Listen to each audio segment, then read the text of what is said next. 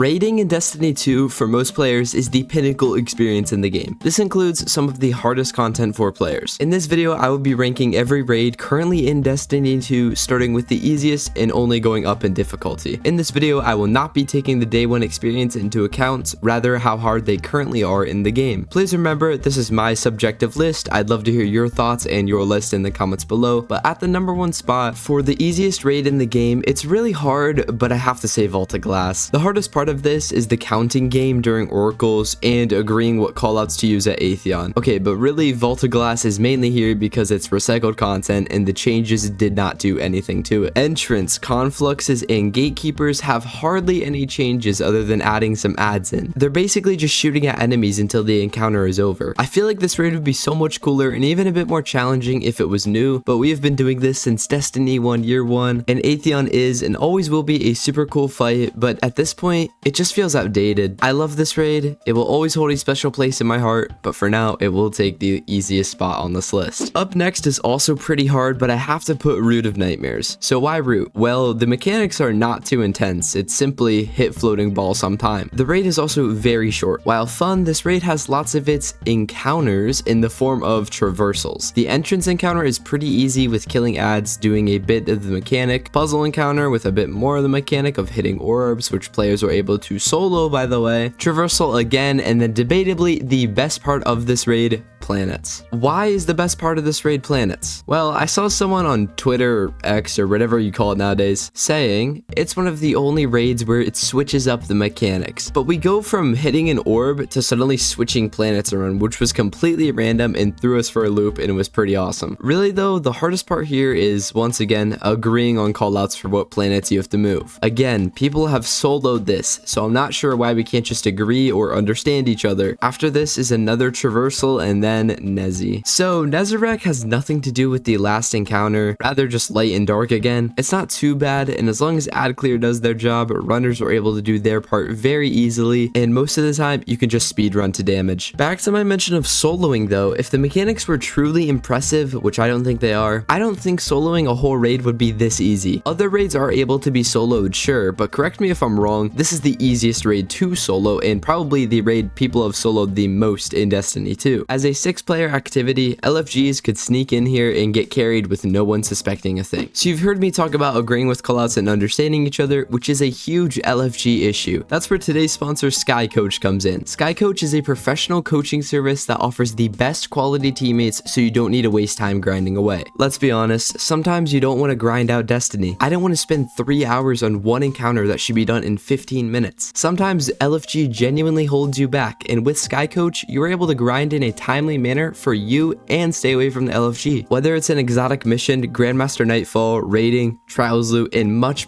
more, Sky Coach is there for you. If you're worried about safety, Sky Coach ensures safe and trusted professionals guaranteed to suit your needs. With staff available 24/7, there will never be any chances of a sketchy deal, just fast insured clears. The best part, other than the countless Destiny 2 options, is that they have support in countless other games, such as World of Warcraft, Apex Legends, Call of Duty, Elden Ring including Night Rain, Dune Awakening, Genshin Impact, Minecraft, Counter-Strike, Offensive 2, and so many more games. If you are a busy, casual grinder who needs to catch up in the game, this is perfect for you as it lets you skip all of the chaos by playing and learning the game with others still respecting your time. So if you're looking for a trusted and capable provider, Sky Coach is for you. With their guaranteed success rate, everyone is welcome, so if you're tired of LFG drama, bad teammates, or just want to save some time, be sure to check out skycoach.gg, and if you use promo code MIDWORTH10, you will get 10% off of your orders. So check them out, first link in the description and pinned in the comments below, and back to the video. Next up on my list is going to be Garden of Salvation. The reason for Garden here is that the base mechanic is just super easy. Simply connect the lines for the Enlighten buff. It gets tricky with everyone having a role in the raid, even from the entrance encounter. You split off into 2 teams so 3 of you can connect the line, constantly needing to be on the move and in sync with each other. It's not too bad, but the time limit can sometimes get rough for newer teams, and once you get to the conflux encounter, encounter, the hardest part is getting started. From here, you actually need to communicate and let everyone get on the same page about what's going on. The Harpy boss is the same thing with lots of communication needed, and you also need to rush so your teammates don't panic. If you miss even one mote from the Minotaur, all hell can break loose, causing potential wipes. Other than Gambit, it's not too hard, but the hardest is easily the boss. For the boss, you need mass communications. Builders need to call out whilst teams go in and collect motes. The main issue I always see is the teams not being ready to go in when they are supposed to. This leads to a time crunch of having to get those last extra motes and causes some chaos in the LFG teams. It really isn't too bad of a raid, just everyone needs a decent understanding of their role and how it affects them in their fire team. Up next is Deep Stone Crypt. Don't get me wrong, this raid is super sick and also requires a good amount of communication. I actually struggled deciding where to put this and the last four because the last four raids are pretty interchangeable, but ultimately I put Deep Stone Crypt here because it's a rough raid to learn and you have to understand how each buff interacts within the mechanics. With all the buffs, it can even get confusing at times. Again, communication is required for every encounter and especially Aatrax. With one person having scanner, you need to be on top of comms and just hope your team knows how to count down instead of panicking and shooting as soon as possible. Aatrax was a bear to get through, especially during Pantheon, and it's extremely hard for two people to do all the work, especially with the buff, the debuff on someone's head, and coordinating with the team downstairs and upstairs. This is all without mentioning the next encounter with your deposits and people not being able to agree on R1 and R2 or L1 and L2. I will not be sparking this debate, but go crazy in the comments. Also for Taniks, I'm pretty sure this boss has appeared more times than the witness appeared before the final shape, but for Taniks, you need a little bit of communication for dunks, callouts, and shooting the boss in general. It's not too bad of a raid, just a bit difficult for newer players and can sometimes be a lot to manage. Like I said though, these last four are all very interchangeable in this ranking. So getting into some of the harder raids now, for the first in the top 5 is going to be King's Fall. The issue with King's Fall is that it suffers from the same thing the Vault does. A lot of it is older content we've been doing since Destiny 1. I will give credit though, the only encounter that stayed remotely the same is Totems. Even the entrance encounter was changed and now has a timer to push Guardians a little harder. War Priest is the first time we see a little bit of harder mechanics here, with the callouts for the aura of the Initiate being a lot more to manage. In Destiny 1, it was simply a take and count kind of thing, but in Destiny 2, you need to kill a whole knight while running back trying to maximize the DPS time. This makes it pretty challenging, and sometimes it even can end DPS super early due to teams failing at this. And Golgi isn't anything new either, just shoot the orbs as they spawn and make sure to do the countdown. This one actually kind of remains the same for the most part, but once we get to Death Singers, it gets a bit more complicated. Instead of all 4 plates like in Destiny 1, here you only needed 2 plates. Here's the issue though, people not agreeing on the callouts. I know, I can't believe I've had to mention this many times, but you get it. For the encounter, you need to know which plate to jump on and which plate to call out for the next player to jump on. It was the same thing with Oryx, but for Oryx we run into more issues consisting of ogres and when to go in,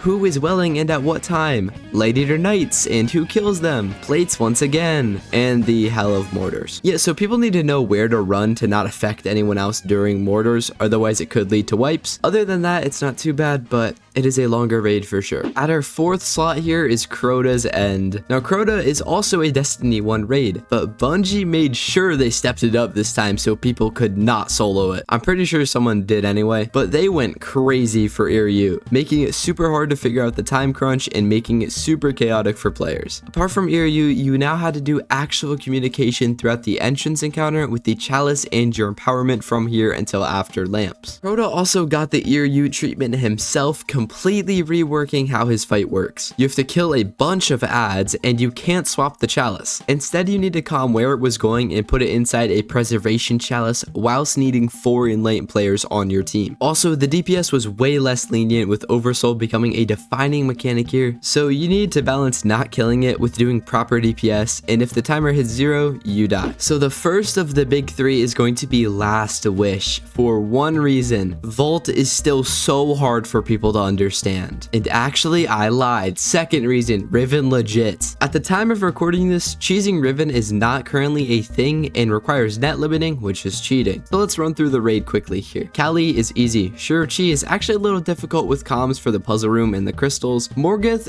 also has a little bit of communication intensive mechanics. And then we get to the Vault encounter. If you do not have a good understanding of how this encounter works and how to read symbols, you will be lost. hardest. To be completely honest, I can't explain it. But ReVengeance, which is debatably harder, is also here too. After a mechanically chill raid for the most part, other than some repeated mechanics, Riven has maybe the longest sequence in all of Destiny history. I said maybe, by the way. I will go over it a little in no order. Do not reference this as a guide at all. First, you go down, let him breathe fire or attack you, shoot him somewhere, call out the eyes for the other team. Then you need to communicate a lot on where to stand while using the taken essence, and if you get it wrong, you die and could roam the whole run. You need to properly communicate the symbol and where to stand, which is very hard without a map pulled up. Go up the tube and the hard part ensues. Kill ads and then you have 3 people remember the call out of eyes, 2 per person. The eye people need to kill all of their correct eyes, and if you mess up even once, you lose DPS phase. And good wipe. Sorry for the rant, Riven legit is super hard, and for those reasons, Last Wish is number 3 on my list. At number 2, I'm sure no one is surprised, it's Vow the Disciple. So much to go over here. I will try to keep it shorter than Last Wish segment though. Vow requires a ton of communication, and the hardest part here is knowing all of the symbols and having everyone agree on what the callouts are. Do we notice how recurring LFG seems to be an issue yet? Again, Sky Coach is here for you. But anyway, Vow is a beast. The first encounter involves reading and knowing the glyphs and doing the mechanic corresponding to the specific glyph on the obelisk. For Caretaker, you need the Giga Chad runners to run through, knowing the symbols to go crazy, as Outside takes care of hella ads and someone tries to slow Caretaker as much as possible in order to not get a premature damage phase. Next, you have to stand on the plates at the same time in order to maximize DPS while rotating through the plates, meaning you need a lot of communication of when to get on. That's pretty much it for Caretaker. Now we have Exhibition. Everyone needs to be on top of their game here, running through, trampling ads, and trying your best for callouts and swapping the beam and the shield. Also, shield holders need to keep track of everyone's pervading darkness so they don't die. And now we introduce a taken essence, meaning we have 3 weapons to juggle between the 6 players. It doesn't seem like that much, but it's a race against the timer. If it hits 0, you die, and when you drop one of the 3 items, you get a 40-second lockout. This makes it insanely hard to balance out between 6 players without proper communication. Rolk is next, and I need to keep this short, so if you want to hear about Rolk's placement, watch this video up here where I ranked all of the Destiny raid bosses. For the number 1 slot, I'm sure we all expected this, it goes to Salvation's Edge. Let's be honest, the biggest issue here is communication and everyone needing to understand what is happening. In the previously mentioned raids, a lot of encounters can be taught on the fly, but for SE, it would be way too chaotic and definitely mess at least one thing up. And messing that one little thing up can cause a whole wipe. In the entrance encounter, the timer is insanely hard to beat without proper knowledge of the raid, and that's for every encounter afterwards. The first boss is a little bit challenging, but I won't discuss that because the first encounter with a boss is pretty much what this encounter was. The third encounter is where LFG starts dying. You need so much communication for what shapes you need here, and then where you need to dunk them. Once the second room hits, now the plates switch spots and confuse a lot of teams. And whilst doing this, you need to kill tormentors